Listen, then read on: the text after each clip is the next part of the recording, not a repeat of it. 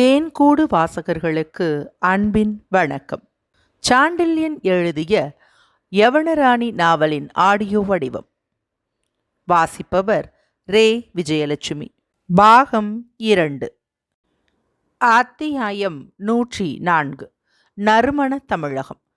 இந்திரவிழா மாளிகை மீதுள்ள அசுரத்தூண்களை அல்ல போர்க்கள பொறிகளை இரவும் பகலும் காத்து வந்தவர்களும் அந்த பொறிகளை மிகுந்த திறமையுடன் இயக்க பயிற்சி பெற்றவர்களுமான யவன காவலர் சொன்ன சமாதானத்தை கேட்டதும் டைபீரியஸ் மிதமிஞ்சிய பிரமிப்பை அடைந்தான் என்றால் அதற்கு காரணம் இருக்கத்தான் செய்தது.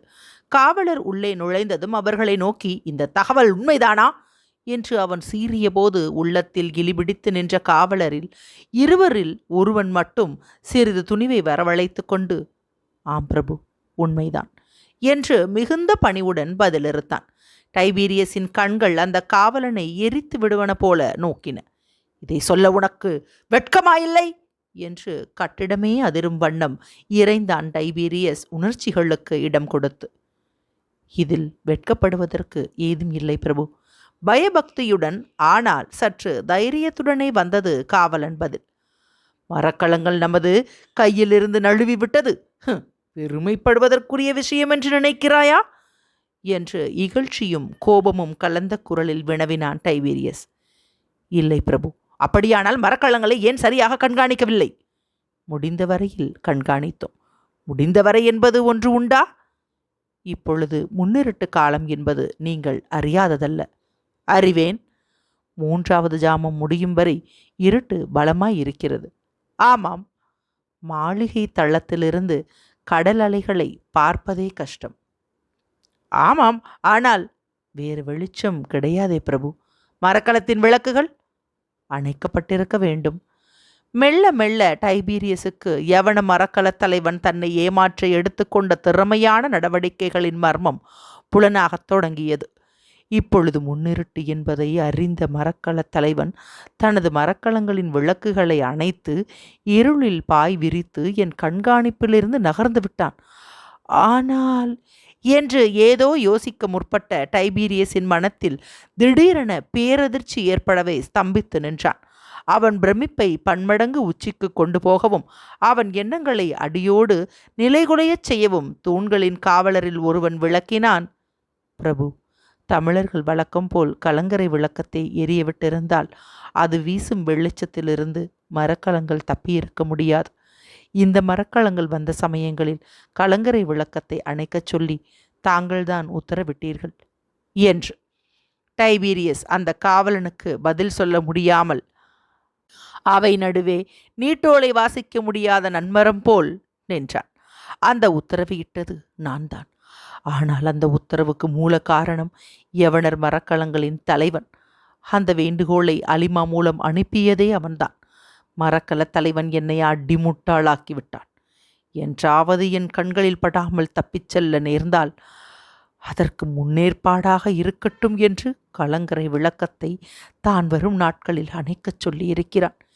என்றும் அணையாதது என தமிழர்கள் பெருமை கொண்டாடும் புகாரின் கலங்கரை விளக்கத்தை அவன் பேச்சை கேட்டு அணைத்தேன். நன்று நன்று. இத்தனை முன் யோசனை உள்ள இவன் யார்? அதை முதலில் கண்டுபிடிக்க வேண்டும். ஆனால் எப்படி கண்டுபிடிப்பது?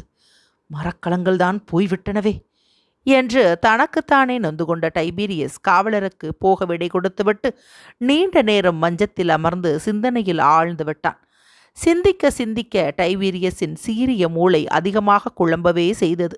எவ்வகையிலும் தெளிவு ஏற்படாமல் திணறினான் அவன். அந்த திணறலின் விளைவாக அடுத்த 3 நாட்களில் அந்த மரக்கலங்களின் இருப்பிடத்தை அறிய பரதவர் படகுகளை ஏவினான். அவற்றின் இருப்பிடத்தை கண்டுபிடித்து கொடுப்பவர்களுக்கு பொற்காசுகளை ஆயிரக்கணக்கில் வழங்குவதாகவும் அறிவித்தான். அடுத்த 2 நாட்களில் புகாரின் துறைமுகத்துக்கு வந்த வெளிநாட்டு உள்நாட்டு வர்த்தக கப்பல்கள் பலவற்றையும் தீவிரமாக சோதனையிட்டு யவன மரக்கலங்களை பற்றி விசாரித்தான். யாருக்கும் எதுவும் தெரியவில்லை. யவன மரக்கலங்கள் எந்த திசையில் சென்று கொண்டிருக்கும் அல்லது எங்கு தங்கியிருக்கும் என்பதை அறிய தரை மார்க்கத்திலும் ஒற்றர்களை அனுப்பி அடுத்திருந்த கடற்கரையோரத்தை சல்லடை போட்டு சலித்தான். பயனேதும் ஏற்படவில்லை. மரக்கலங்கள் சுவடு தெரியாமல் மறைந்துவிட்டன. 4 நாட்கள் ஓடின. அந்த 4 நாட்களிலும் டைபீரியஸ் சித்தத்தில் மரக்கலங்களை பற்றிய சிந்தனையே மிகுந்து நின்றது. அந்த சிந்தனை டைபீரியஸுக்கு மட்டுமல்ல, நடுக்கடலில் கீழ்திசை நோக்கி ஓடிக்கொண்டிருந்த இளஞ்செழியனின் மரக்கலக் கூட்டத்தில் இருந்த கப்பலோட்டிகளுக்கும் இருந்தது. அனாவசியமாக மரக்கலங்களை தமிழகத்தின் கரையை விட்டு வெகு தூரம் எதற்காக 4 நாட்களாக படைத்தலைவன் செலுத்தி வருகிறான் என்பதை அறியாததாலும் அதை பற்றி அவனை கேட்க துணிவில்லாததாலும் மாலுமிகள் பெரிதும் கலங்கினர். கப்பலின் நடுத்தளத்தில் உட்கார்ந்திருந்த ஹிப்பாலஸ் கூட அதை பற்றி யோசித்தான். உள்ளத்தே எழுந்த சந்தேகத்தை கடைசியாக வாய்விட்டே கேட்டான். அந்த பக்கமாக வந்த மரக்கலத்தின் உபத்தலைவி அலிமாவிடம். கப்பலின் முகப்பில் நின்று கடலை ஆராய்ந்து கொண்டிருந்த இளஞ்செழியனை நோக்கி அவசர அவசரமாக போய்க் கொண்டிருந்த அலிமாவை தடுத்து, அலிமா, ஒரு சந்தேகம் என்றான் ஹிப்பாலஸ். அலிமா சட்டென்று நின்று அவனை நோக்கி, என்ன ஹிப்பாலஸ், என்ன சந்தேகம் என்று வினவினாள். மரக்கலங்கள் 4 நாட்களாக ஏன் கிழக்கே செல்கின்றன என்று கேட்டான் ஹிப்பாலஸ். அதை கேட்கத்தான் நான் போகிறேன் என்றாள் அலிமா. ஏன், காரணம் உனக்கு விளங்கவில்லையா என்று மீண்டும் வினவினான். இல்லை, விளங்கவில்லை. உன்னிடம் ஏதும் படைத்தலைவர் சொல்லவில்லையா? இல்லை. மரக்கலங்கள் நகர்ந்து 4 நாட்களுக்கு பிறகுமா சொல்லவில்லை? ஆம், இந்த 4 நாட்களும் அவர் அதிகமாக எதுவும் பேசவில்லை. மரக்கலத்துக்கு வந்ததும் அல்லியை வானகரை சேர்த்து விட்டாயா என்று கேட்டார். சேர்த்து விட்டேன் என்றேன். அவ்வளவுதான் விசாரித்தார். வேறு எதுவும் கேட்கவும் இல்லை, சொல்லவும் இல்லை. ஹிப்பாலஸ் சிறிது நேரம் யோசித்தான். பிறகு சொன்னான், அலிமா, படைத்தலைவரின் செயல்கள் பலவற்றுக்கு காரணம் எனக்கு புரிவதில்லை என்று. எது புரியவில்லை என்று கேட்டாள் அலிமா. உதாரணமாக இதோ பார், டைபீரியஸ் மரக்கலத்துக்கு வந்திருக்கிறான் என்றதும் இவர் ராணியுடன் இந்திரவிழா மாளிகைக்கு சென்றார். அங்கு குடிகாரன் போல் நடித்தார். என்னையும் வெளியே விரட்டினார். இதெல்லாம் டைபீரியஸை ஏமாற்றுவதற்காக இருக்கலாம். ஆனால் டைபீரியஸை எதற்காக மாளிகைக்கு வரவழைத்தார்? இங்கேயே வைத்திருந்தால் நம்மிடம் டைபீரியஸ் சிக்கியிருப்பானே என்றான் ஹிப்பாலஸ். இதை பற்றியெல்லாம் நானே கேட்டுவிட்டேன் ஹிப்பாலஸ். டைபீரியஸ் தனியாக மரக்கலத்துக்கு வந்தாலும் தகுந்த எச்சரிக்கையுடன் தான் வந்திருப்பான் என்று படைத்தலைவர் சொன்னார். மரக்கலங்கள் சிறிது நகர்ந்தாலும் எரிபந்தங்களை வீசுமாறு இந்திரவிழா மாளிகையின் உப்பரிகை தூண் பொறியாளருக்கு உத்தரவிட்டிருப்பான் என்றும் கூறினார். எதிரியை சரியான எடை போடுவது ராஜதந்திரத்தில் முக்கியம் என்று விளக்கினார். ஆகையால் தான் டைபீரியஸை திரும்ப நிலத்துக்கு இழுத்து தான் நீரில் இறங்கினாராம் என்றாள் அலிமா. இளஞ்செழியன் டைபீரியஸை எத்தனை முன் யோசனையுடன் திரும்ப அழைத்திருக்கிறான் என்பதை நினைத்த ஹிப்பாலஸின் முகத்தில் வியப்புக்குறி பெரிதாக படர்ந்தது. அதை மேலும் விரிவுபடுத்த அலிமா சொன்னால், தவிர உடனே பாய் விரித்து ஓடாததற்கும் அதுதான் காரணம். மரக்கலங்கள் கண்ணுக்கெதிரில் தெரியும் மட்டும் டைபீரியஸ் எந்த நடவடிக்கையும் எடுக்க மாட்டான் என்று படைத்தலைவர் தீர்மானித்தார். ஆகையால்தான் மறுநாள் இரவு 3ஆம் ஜாமத்துக்கு சற்று முன்பாக புகாரை விட்டு கிளம்பினோம் என்று. ஹிப்பாலஸ் அதற்கு மேல் அலிமாவை சந்தேகம் ஏதும் கேட்காமல் எழுந்தான். எழுந்ததன்றி அவனை தொடர்ந்து இளஞ்செழியன் நின்றிருந்த இடத்தை அணுகினான். அப்பொழுது மாலை நேரம். மஞ்சள் வெயில் கடல் நீரை பொன்னாக அடித்து கொண்டிருந்தது. காற்றும் இதமாக வீசிக்கொண்டிருந்ததால் சிற்றலைகளே மரக்கல பக்கப்பகுதிகளை தட்டி கொடுத்து கொண்டிருந்தன. கடல் நீரில் தவழ்ந்து விளையாடிய கதிரவன் பொன்னிற கிரணங்களையும் அந்த உப்பு நீரில் மிதந்து வந்த மெல்லிய காற்றையும் பருகிய இளஞ்செழியன் மெய்மறந்து நின்று கொண்டிருந்தான். மனித வாடையில்லாத இயற்கை அந்த மரக்கலத்தை கூட சூழ்ந்து நின்றதை கவனித்த இளஞ்செழியன், இங்குள்ள அமைதி தரையில் இல்லை, காரணம் மனிதன்தான் என்று மனித வர்க்கத்தை உள்ளூர இகழ்ந்தான். ஆனால் தானும் மனிதர்களுக்காகவே ஆழ்கடலில் ஓடுவதை நினைத்து புன்முறுவலும் கொண்டான். இந்த நிலையில் கப்பலின் இந்த முகப்பில் என்னுடன் பூவழகியும் இருந்தால் எத்தனை இன்பமாக இருக்கும் என்று எண்ண முற்பட்டவன், நான் இனி யவனராணிக்கு சொந்தம் என்று நினைப்பால், சச்ச, இனி அவளை நினைக்கக்கூடாது என்று உள்ளூர சொல்லிக் கொண்டதன்றி சட்டென்று பூவழகியை பற்றிய எண்ணங்களை அறுத்து கொண்டு திரும்பியவன் தன் பின்னால் அலிமாவும் ஹிப்பாலஸும் நிற்பதை கண்டான். அதுவரை மனதை ஆட்கொண்ட எண்ணங்களால் ஒரு வினாடி குழம்பிய படைத்தலைவன் சட்டென்று தன்னை நிதானப்படுத்தி கொண்டு, என்ன அலிமா, என்ன ஹிப்பாலஸ் என்று திடீரென்று உறக்கத்திலிருந்து விழித்து கொண்டவன் போல் வினவினான். ஏதோ சொப்பன உலகிலிருந்து படைத்தலைவன் இகலோகத்துக்கு மீண்டிருப்பதை உணர்ந்ததும் அலிமாவின் முகத்தில் புன்முறுவல் விகசிக்கவில்லை. கவலையே படர்ந்து கிடந்தது. அந்த கவலை குரலிலும் துணிக்க கேட்டாள் அலிமா. நாம் எங்கே போகிறோம் படைத்தலைவரே என்று. ஏன் கேட்கிறாய் அலிமா என்று படைத்தலைவன் வினவினான். 4 நாட்களாக மரக்கலங்கள் கிழக்கு நோக்கி ஓடுகின்றன என்றாள் அலிமா. ஆமாம், சாவகத்தீவுக்கும் புட்பகத்தீவுக்கும் தான் இந்த திசையில் போவது வழக்கம் என்று ஹிபாலஸ் சொல்கிறார். படைத்தலைவன் ஹிபாலஸை நோக்கி புன்முறுவல் செய்தான். பிறகு அலிமாவை நோக்கி, ஹிபாலஸ் சொன்னதில் தவறேதும் இல்லை அலிமா என்றான். அப்படியானால் தமிழகத்தில் நமக்கு வேலை இல்லையா? நிரம்ப இருக்கிறது. பின் ஏன் தமிழகத்தை விட்டு நேர் எதிர் திசையில் ஓடுகிறோம்? இனி திரும்பி விடுவோம். கப்பலோட்டிகளுக்கு உத்தரவிடு. மரக்கலங்களை கரையை நோக்கி திருப்பச் சொல்லு. இந்த 4 நாட்கள் எதற்காக நடுக்கடலில் தெரிந்தோம்? இளஞ்செழியன் தன் கூறிய விழிகளை அலிமாவின் மீது நாட்டினான். பிறகு குழந்தையை அணைப்பது போல் அவள் தோள்களை மெல்ல அணைத்து கொண்டு, அலிமா, நம்மை தேட டைபீரியஸுக்கு 4 நாட்களாவது அவகாசம் வேண்டாமா என்று வினவினான். அப்பொழுதுதான் அலிமாவுக்கு காரணம் புரிந்தது. தொடர்ந்து சொன்னான் படைத்தலைவன். அலிமா, டைபீரியஸ் மிகவும் கூர்மையான அறிவு படைத்த படைத்தலைவன். புகாரிலிருந்து காயல் வரை இந்த மரக்கலங்களை பற்றி தகவல் அறிய முயல்வான். இந்த 4 நாட்களுக்கு பின்பும் நாம் டைபீரியஸின் கண்களிலிருந்து தப்பிவிட்டதாக நினைப்பது தவறு. இருப்பினும் பாதகமில்லை. இந்த மரக்கலங்களை நங்கூரம் பாய்ச்ச நான் புது இடம் ஒன்றை யோசித்திருக்கிறேன். அங்கு கூடிய வரையில் நாம் மறைந்து உறையலாம். மரக்கலங்களை நாளை பகல் மட்டும் தென் திசையில் விட்டு நாளை இரவில் மேற்கு கரையை நோக்கி திருப்பச் சொல். மரக்கலங்களை தமிழகத்தின் ஏதோ ஒரு பகுதியில் பதுக்கி வைக்கவும் அங்கிருந்து மேற்கொண்டு திட்டங்களை வகுக்கவும் படைத்தலைவன் ஏற்பாடு செய்கிறான் என்பதை புரிந்து கொண்டாலும் 4 நாட்கள் மேற்றிசையில் கப்பலை செலுத்திய காரணத்தையும் உணர்ந்து கொண்டதாலும் மேற்கொண்டு எந்த கேள்வியையும் கேட்காத அலிமாவும் ஹிபாலஸும் படைத்தலைவன் உத்தரவை மற்ற மரக்கலங்களுக்கு விளக்க சென்று விட்டார்கள். அவர்கள் திரும்பி வந்தபோது இரவு ஏறிவிட்டது.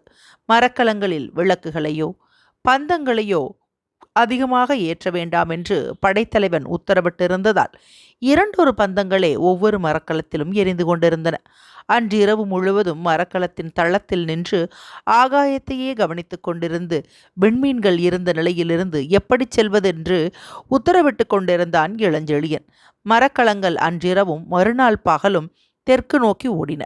மறுநாள் இரவு நெருங்கி முதல் ஜாமம் ஆரம்பித்ததும் படைத்தலைவன் தளத்துக்கு வரும்படி அலிமாவுக்கு உத்தரவனுப்பி அவள் வந்ததும், அலிமா, பாய்களை இறக்கச் சொல். காற்று அனுகூலமானதாக இல்லை. மரக்கலங்களை மேற்கு திக்கில் திருப்பி கரையை நோக்கி செலுத்தச் சொல். துடுப்புகளை துளாவி மரக்கலங்களை இயக்கச் சொல் என்று உத்தரவிட்டான். அடுத்த சில நாழிகைகளில் பாய்கள் இறக்கப்பட்டன. துடுப்புகளால் துளாவப்பட்ட மரக்கலங்கள் கரையை நோக்கி ஓடின. சுமார் 1 ஜாமம் கப்பல்கள் ஓடியிருக்கும். இளஞ்செழியன் அந்த ஜாமம் பூராவும் தனது கப்பலின் தளத்திலேயே நின்றிருந்தான். பிறகு எதையோ நாசிகளால் சுவாசித்தான். படைத்தலைவன் பெருமூச்சு கொண்டு சுவாசிப்பதை பக்கத்திலிருந்து பார்த்த அலிமா, என்ன முகர்ந்து பார்க்கிறீர்கள் படைத்தலைவரே என்று வினவினாள். நீயும் முகர்ந்து பார் அலிமா, ஏதாவது நறுமணம் வரும் என்றான் இளஞ்செழியன். கரையிலிருந்து மெல்ல வந்து கொண்டிருந்த காற்றை இருவரும் முகர்ந்து கொண்டு நின்றார்கள். கப்பல்கள் கரையை நோக்கி விரைந்தனவே ஒழிய வெகுநேரம் மட்டும் நறுமணம் ஏதும் அந்த இருவர் நாசியிலும் நுழையவில்லை. இப்படி 2 நாழிகைகள் சென்றதும் எங்கிருந்தோ மனத்தை மயக்கும் நறுமணம் காற்றில் மிதந்து வந்தது. அதை சுவாசித்து சுவாசித்து ஆச்சரியப்பட்டாள் அலிமா. இளஞ்செழியன் ஆச்சரியப்படவில்லை. ஆகாயத்தை நோக்கினான். சரியாகத்தான் வந்திருக்கிறோம்.